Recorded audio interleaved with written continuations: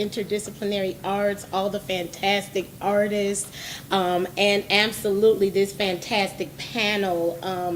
What I wanted to do with today's discussion is engage, connect, not just with the installation outside, but with this discussion inside. So why don't we, since we're a pretty intimate group, why don't we gather up a little bit more, come a little bit closer, and let's gather around so we can engage and connect as I introduce my illustrious panel over here. These are all artists and creative thinkers, critical thinkers here in Chicago's arts universe.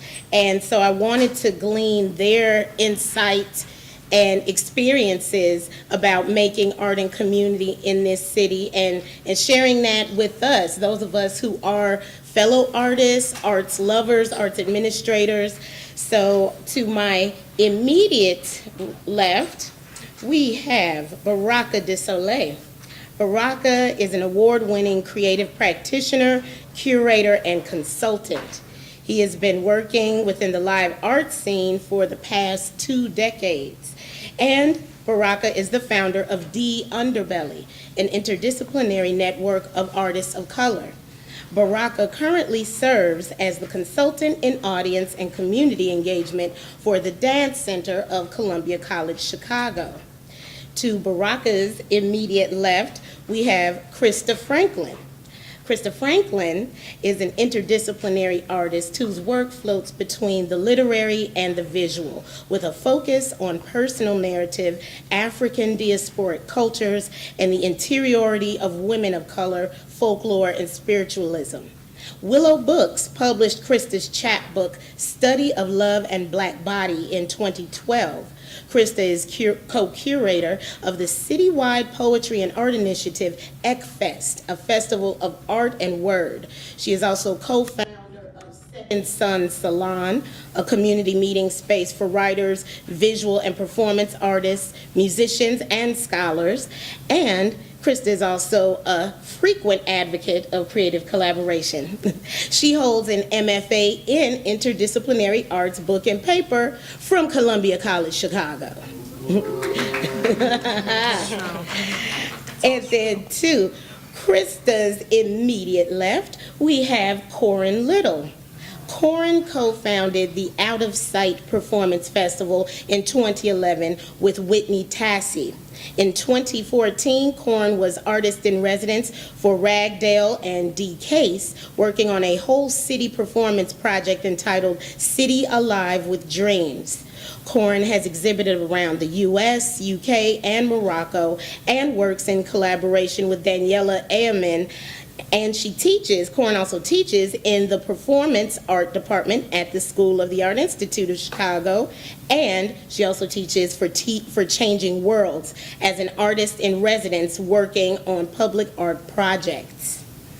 And then to Carron's immediate left, we have Marie Casimir. Marie is Associate Director of Links Hall, woot woot. She also serves on the Audience Architects Steering Committee for Citywide Marketing and PR Initiative. She is also the Arts and Culture Community Consultant at the Haitian Consulate in Chicago and chair of the DuSable Heritage Association Haitian Film Festival Committee. In 2015, Marie will be touring with Sharon Bridgeforth's River Sea and performing her own work at North Park University, Constellation, and a couple of small house gatherings. Marie holds a master's in nonprofit administration from North Park University and a BA in journalism from Ithaca College. Please welcome our panel.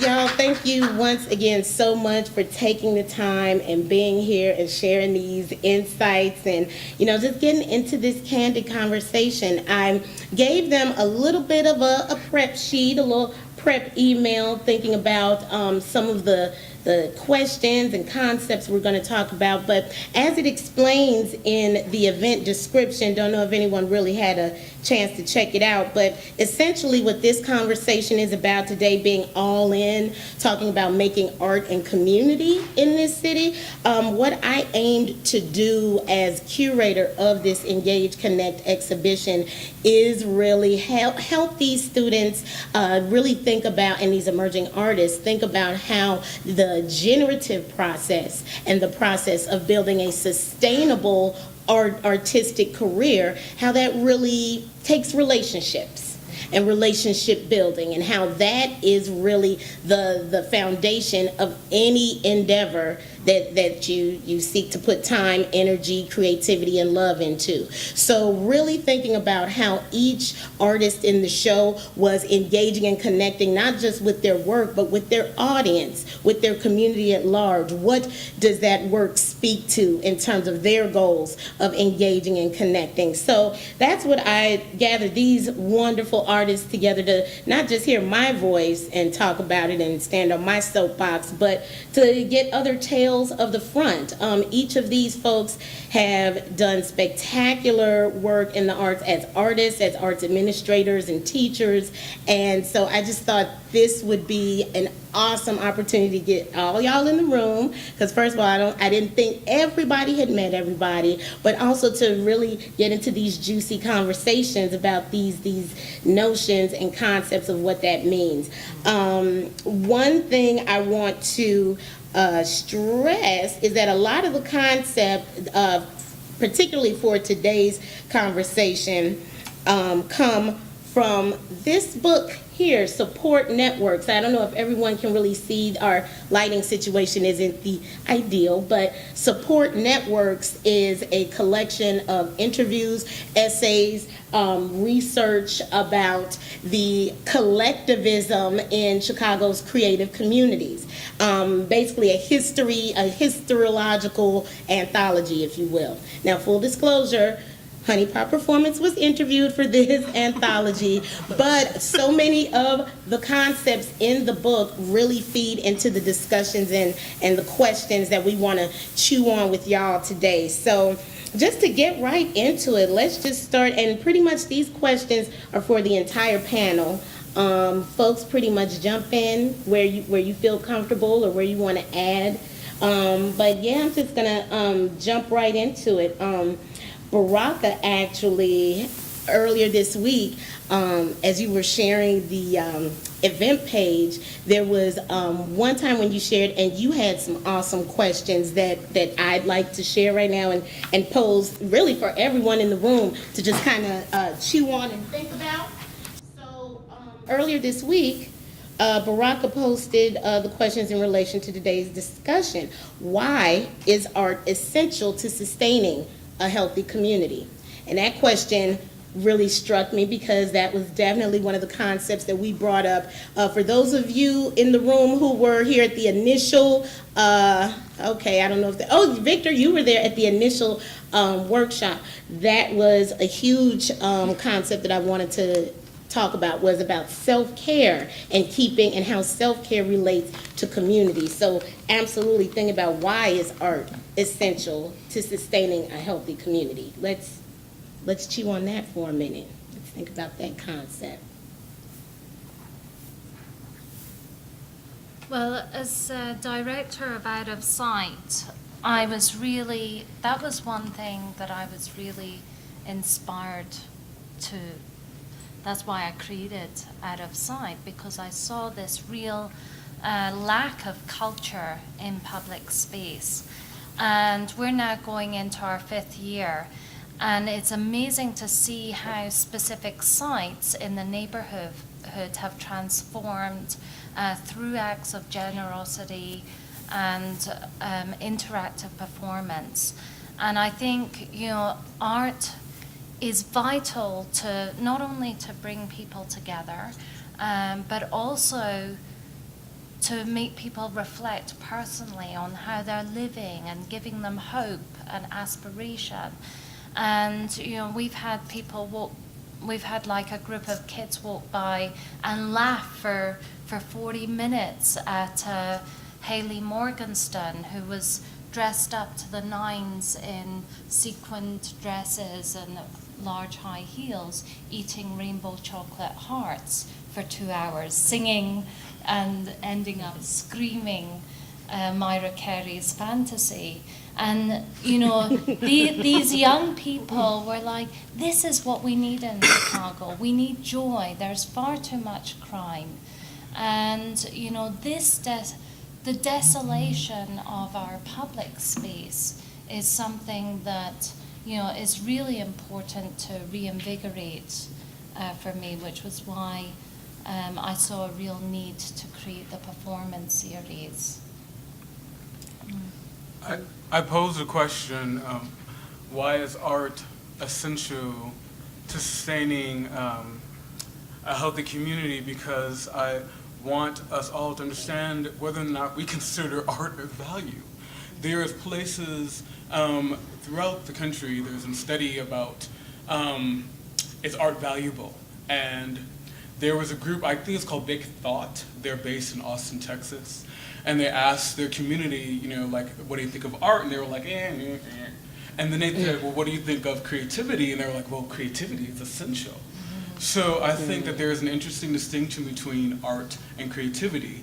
And I appreciate and value, that's why I call myself a creative practitioner, to creativity. It is the thing that moves, I believe, all of us. However, I think there is also, we begin to understand what is art, and when we think of that beyond this hierarchy, are we reclaiming it as value, and are we stating it, and are we committed to the consciousness and the awareness of bringing art as value? And that is a way, which is you're sharing about in the spaces. How do we allow it to permeate the spaces, and how do we say yes to it, and not just the ones of us who think we're artsy, but actually everyone saying yes to art.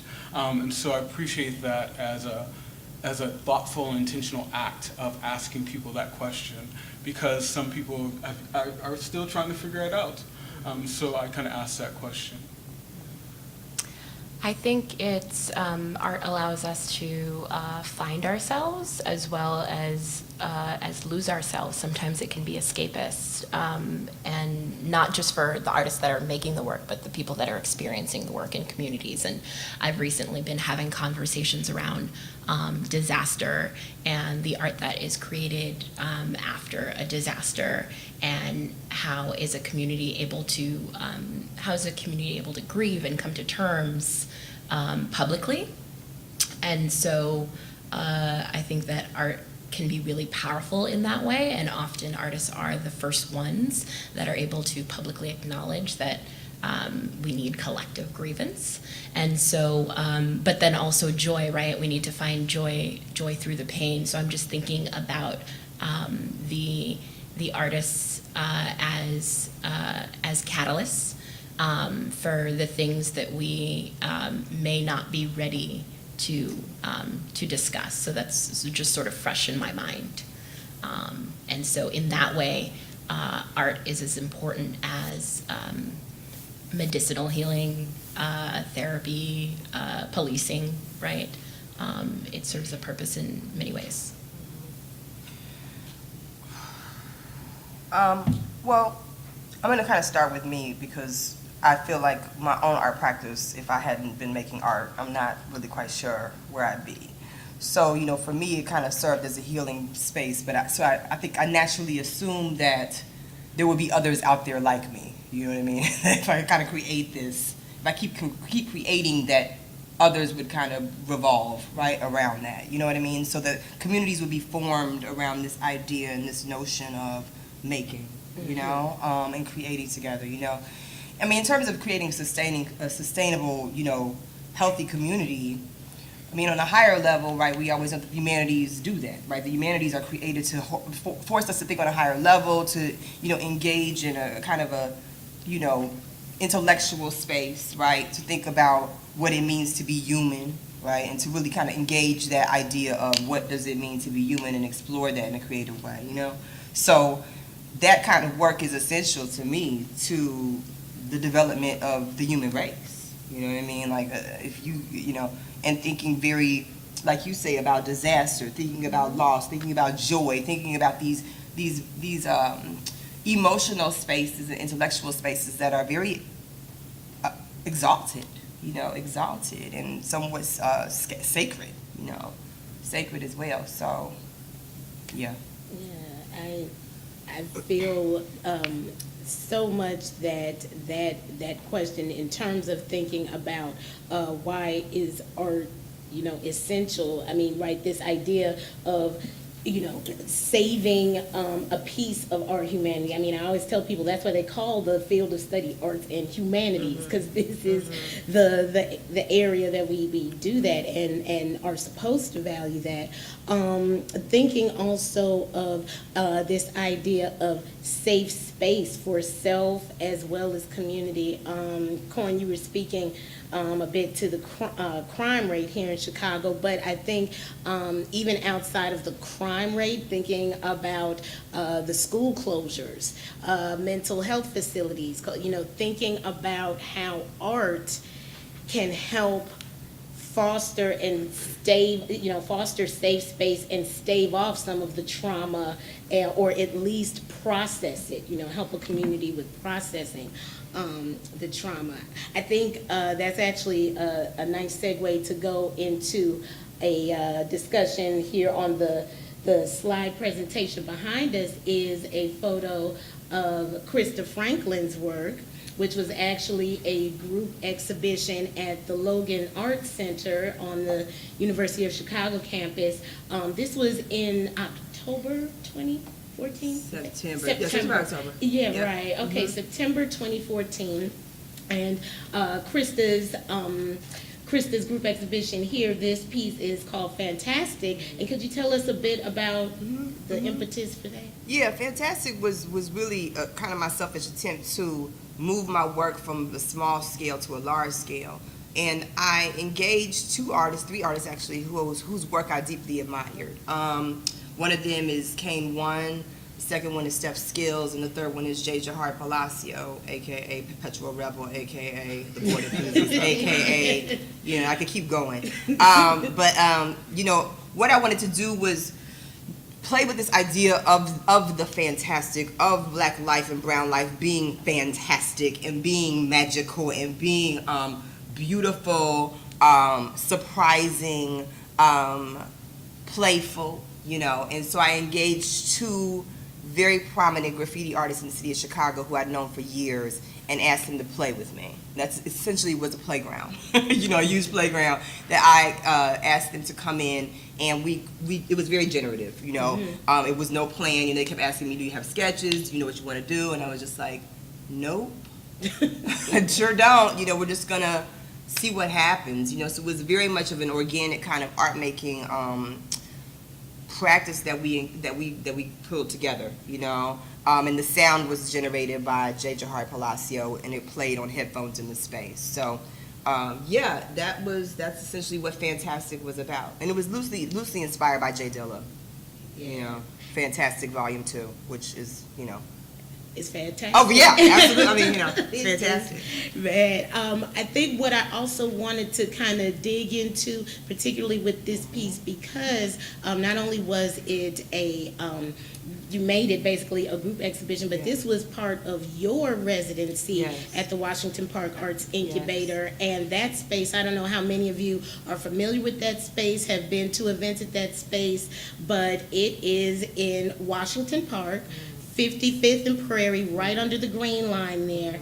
And it has been a like pulling teeth to get services and amenities to come back. It's been divested in. Now the Arts Incubator, the University of Chicago Theaster Gaither is developing that area and thinking about being an artist and engaging not just fellow artists but community. Right. Can you kind of speak to how this experience with this work and this residency? Yeah. I mean, this one was more the culminating thing. I mean, I think that the project that most did that, or I tried to make it the most to do that, was Library of Love, which happened last year in February. And that was physically at the Arts Incubator, whereas this was at the Logan Arts Center. Right, exactly. So, and that was also a collaborative exhibition, an installation that I created with artists Stephen Flemister, Norman Teague, Rob Welsh, and also Jahar Palacio. And I think my goal essentially was to, part of it was, yes, to how do I draw the community of Washington Park into the space. And the notion of the space is around love. It was like my personal love letter to Chicago, especially dealing with what we were talking about the violence in Chicago and this reputation that Chicago has to be very kind of hard and gritty, And I wanted to create a narrative that was a visual narrative that was counter that, That was a space where we could take time to reflect about love. We could take time to reflect about just being, just how do you just be, without thinking about all of these kind of negative things that go on in the world. Where's a space you could just go, a respite, and I created this space that was very aesthetically beautiful, right? That also had some very significant spiritual, symbolic spiritual things happening inside of it. To kind of generate this energy of love. There were always fresh flowers. There was always a place to sit. There were books, every book in there that was something about love. And I engaged other artists to come in and bring in something into that space, whether it be an art object, a piece of furniture. People donated books to it, So it's very much about me trying to engage not just the artists who I asked to play with me, but also the community at large. We had love letter writing sessions in there, where I invited people to come in and write love letters to people that they love, of course, and that they admire, and to take those away and give them to the people. And it was interesting, too, because the love letter writing sessions were like, people would write the letters and they'd be like, what do I do with them? And I was like, well, you take it and you give it to the person that you love. Like, you wrote it to somebody, right? They're like, yeah. I'm like, well, give it to them, Like, it was People really don't do complicated. that They were like, anymore. what, It's do you foreign. want it? They're like, do you want it? I'm like, you didn't write it to me. It wasn't my love letter. So, but just to try to really think about how do you get people to come inside of an art space, right? Because art is always kind of seen as this kind of distant thing, how do you trick them, right? I mean, it was an art space, but it was also just a room. You know what I mean? It looked like a living room, So it's like, how do you trick people to come inside something and then, just have them sit, just chill out, and it was, people would very rarely kind of just come and just chill, which is what I wanted them to do. I mean, and again, for those of you who haven't been to the Arts Incubator yet, I mean, it's basically a white box gallery space. And it's a fishbowl, too, because there's a window all around it, so you're kind of in a fishbowl, yeah. Yeah, and so for a lot of people, particularly around the surrounding community, the surrounding blocks, it's like, I can just come in here and chill and read a book and leave a book. Yeah, right. Mm-hmm. Yeah, so that really is a good segue into the next question I wanted everyone to jump into. And I think actually, Marie, I'd like for you to kind of talk about this with the Lynx Hall experience. Marie and I are colleagues at Lynx Hall, but Marie is also a beautiful performer, writer, critical thinker. We always have wonderful conversations about arts and art-related, community-related endeavors, and thinking about connecting, this connection. Krista was kind of getting into that with how her work at the Logan Arts Center and Incubator worked with this, but how would you describe connecting self-care with community building? And how have you seen that? How would you describe a successful example of connecting self-care and community building? Yeah, I think it's always something that's difficult because community building requires being vulnerable. And when you're vulnerable, you're liable to not have a lot of self-care. So using my experiences at Lynx, it's a very open community artist-focused space, and so people are in and out and constantly collaborating. I've seen lots of different groups, actually, Chicago Time Exchange, which there are a few people in here who are a member of that. So Laura Oppenheimer is like this fierce community organizer. And one of the things that she was recognizing is that when you're an artist and you're trying to do it all on your own, all by yourself, it takes a lot of energy, and it takes a lot of time, and it takes a lot of money, right? Money is the thing that we're all starved for because we don't have jobs that pay enough, or we're piecing jobs together, or you actually need money to make your work, pay for rehearsal space, buy that object, pay for materials. And so it was about how can we, as a community, take care of each other, because it's not always going, you can write the grant, and maybe the grant comes in for one project. But how do you do that in a sustainable way? And so bartering and exchanges were already happening. And so at Lynx, we were already sort of doing this exchange program where, for us also as an organization, we may be an institution, but we're also people who work at the institution. And so those people also need support in order to run the space, to build the community for the artists who come. Yes. And so we were already doing bartering where you could come in and you could house manage, and that meant that you were going to get reduced rental rehearsal space, something that is already needed from an artist, or come in and help us out with office work. And so Lara let us know about the Chicago Time Exchange, which she was building, which is an online platform essentially to connect artists, healers, nonprofit workers, lawyers, accountants, pretty much anything, as long as you wanted to belong to an online community that can then also be in person, then it was open to you. And so she started having meetings at Lynx, and then that started to develop into something larger, and we began to see more and more people showing up, either attending shows together or having meetings. But essentially what that community is I need to do some accounting, I need to learn some yoga, maybe there's an exchange there, or I'm working on a show and I need this piece of furniture built and I don't have those skills, and maybe there's an exchange there. But there's also, it doesn't have to be an exchange, you just sort of put your credits into this online platform, so it's not a one-to-one exchange always. It's just the assumption is that you're going to be generous within the community and provide services or advice. And so we've really seen that model really work for that community. And so Lynx sort of does it outside of that. Sometimes we do it through the Time Exchange, but we really have our own system and program. But it's nice to see the models side by side.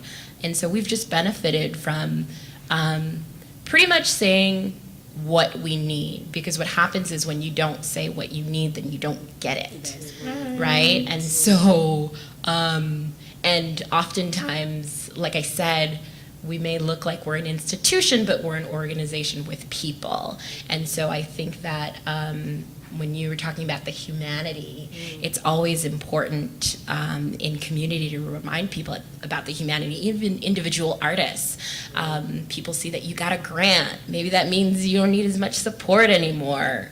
Not true. So, not true. At all. Now you probably need more work because you just got money to make that thing that you've been dreaming about.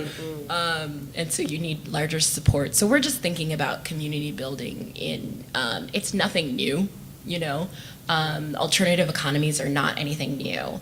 And we see them, you know, Time Exchange is one example, but we see them popping up in collectives, working with each other and sharing administration. And so that way it's both digital but also face-to-face in person.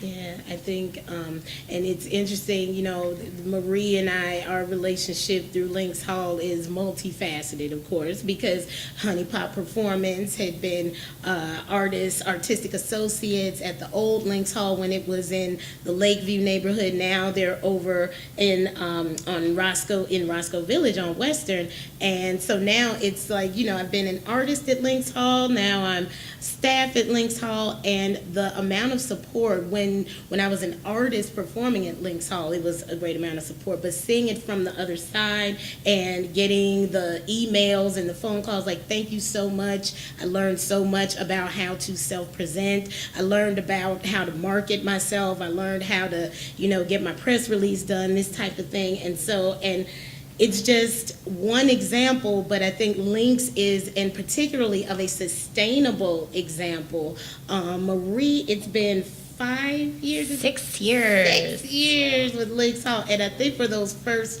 few, you were working there on a volunteer basis, is that right? No, just for the first 5 months, I was working for free. Okay. But chosen. felt like you. I chose to work for free.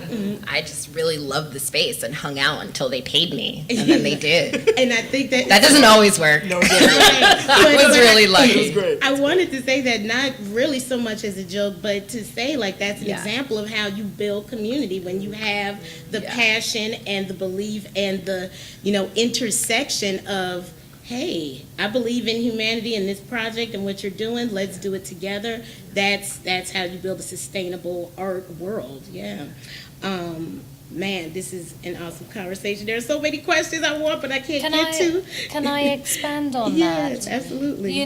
I think, it comes, there is a problem here with, the artist as a starving artist.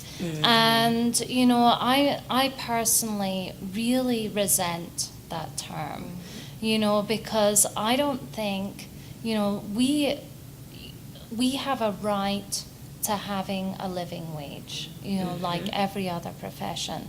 So how do we create policy making? How do we create systems in our culture that actually supports creative practice? So,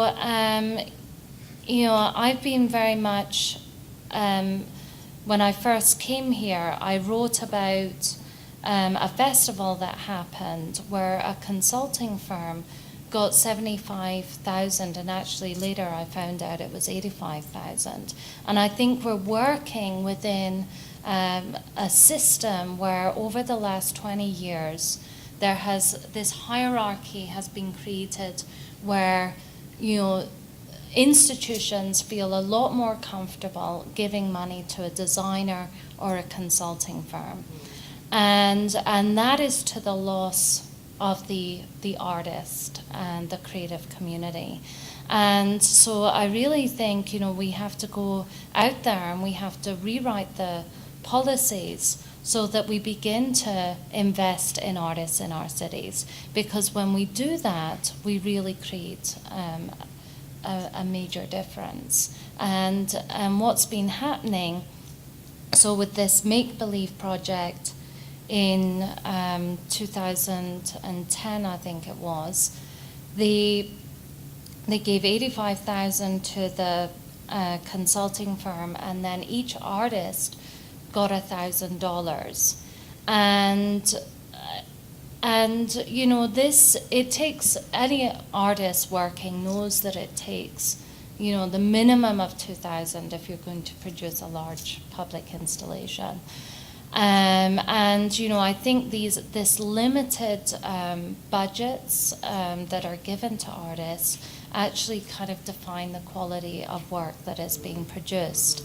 So in my work on the arts committee for WPB, I started to, basically I politicked. I worked as a politician, and I would go around to, when there was a new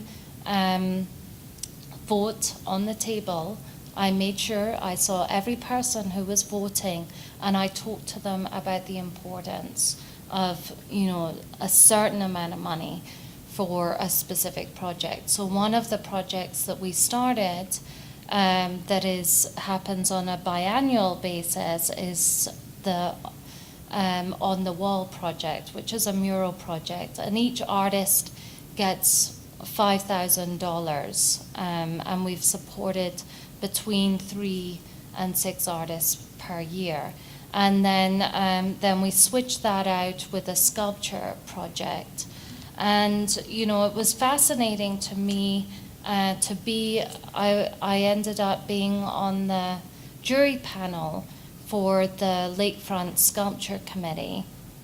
And out of 35 people in the room, there was only 5 artists selecting the work. And, this, it's, when we compare the public art, I think there's a lot of exciting public work happening in the Loop, but this is to the impoverishment of the neighborhoods around the city. And how do we facilitate not just, how do we really create and expand cultural conversations? It's not by, allowing or facilitating a pretty sculpture. It's about creating cutting edge practice that actually creates conversation. And that's when you create peace in the world. And that's when you create,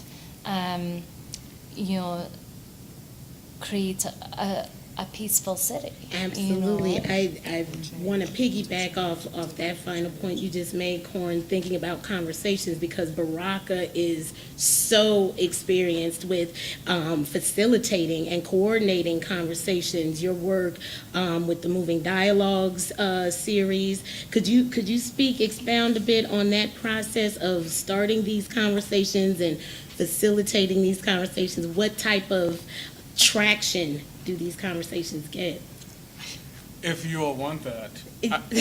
And let me be perfectly clear, because I want, to be honest, in terms of which was just shared, I want to counter that a little bit by saying that we don't create another hierarchy when we talk about artists and then them doing their practice. And that what happens sometimes in disconnected community is, like I said, with art and creativity.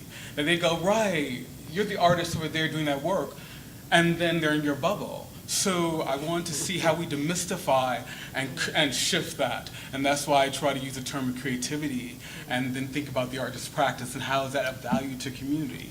Because if that's not a value to community, I can't juxtapose my artistry on top of that, because that won't sustain itself. So I want to be really, and this is part of the notion of facilitation in the community, I want to make sure that it's a value. Mm-hmm. If it's not, then we can have a different conversation. If we're going to talk about building community, the conversation is about making sure that the values are in the room and that we all agree to those values. Because if not, then we're going to create another whole system that won't support us. So I want to be clear that when I think about the conversations and facilitating that I have to allow my artistry to find its way in that supports the community. And that if I'm not doing that, and this is something with a group of Bushwomen talks about entering and exiting community. If I'm not entering properly, then am I really intentionally trying to craft that community, or am I actually trying to tell them what they need to do? And am I actually and I might be creating a whole different community, a sub-community, another community, but am I actually facilitating and engaging the group that might then lead the other, 30 people who, if there's 5 hours, the other 30 people to move them to say, yes, we want that piece of cornflake on that ceiling there, because that's artistically valuable to us, because we understand, because the artist is in the room with us, having that conversation with us, as opposed to, what the hell is that over there? Like it. And just like it. Because then we're not. And I feel like, what I do in those moments when we have that chasm is then I try to demystify the process. But I don't just demystify the process by saying the artist is expert. I demystify the process by saying, how are we listening? How are we all listening? What's the value? And you had your hand up, which is what I wanted to, my other thing. How I facilitate conversations is by saying, here's a chair, come to the table, here's some water, I'm not drinking it, I'm sharing it with you. And if someone has a response to that, then I'm trying to immediately. And I think, like, when you initially started talking, that was one of the things that, or at least that's one of the barriers that I have seen that's been the most prevalent in the world as kind of an emerging artist, or somebody who's trying to put some work out there, is that my artist friends, like the communities that I have, they get it, they know it, they're already in it. It's like we're already having a conversation. it. Right. But it's how do I engage everybody else in my world, in my bubble, that isn't getting it, I mean, like, that didn't, jump to art school and do all those kind of things. And I think one of the cool things about